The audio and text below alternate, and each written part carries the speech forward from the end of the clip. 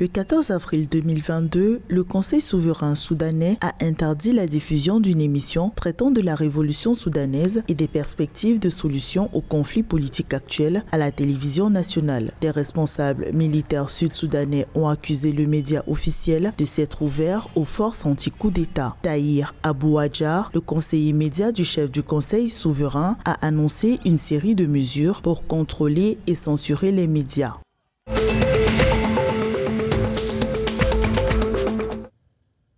Le président Salva Kiir a formé un comité de 6 membres pour enquêter sur la situation d'insécurité dans le comté de Leer, situé dans l'état d'unité. Le comité est chargé d'enquêter sur les causes des incidents d'insécurité qui se sont produits dans le comté de Leer et de proposer des mesures pour dissuader la survenue de tels incidents à l'avenir. Les violences dans cette région du pays ont déjà fait près de 14 000 déplacés. La nouvelle commission d'enquête devrait produire un rapport avant le 30 avril 2022.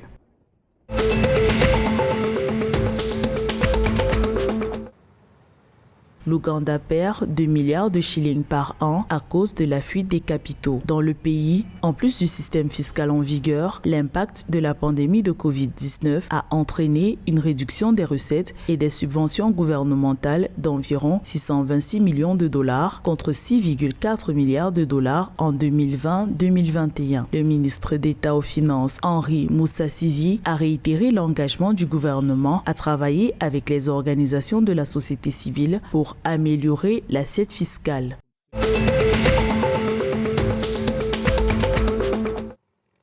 Le gouvernement éthiopien a dépensé 1 milliard de dollars pour importer des engrais au cours de l'année budgétaire 2021-2022. L'Éthiopie a ainsi acheté 12,8 millions de quintaux d'engrais, dont 4,95 millions de quintaux sont déjà distribués aux agriculteurs, tandis que 3,5 millions de quintaux sont distribués aux régions. Ainsi, l'Éthiopie a réussi à produire 16 millions de quintaux de blé en utilisant l'irrigation sur 405 000 hectares de terre. Le pays a réussi à exporter 170 tonnes d'avocats alors que le plan était de 200 tonnes.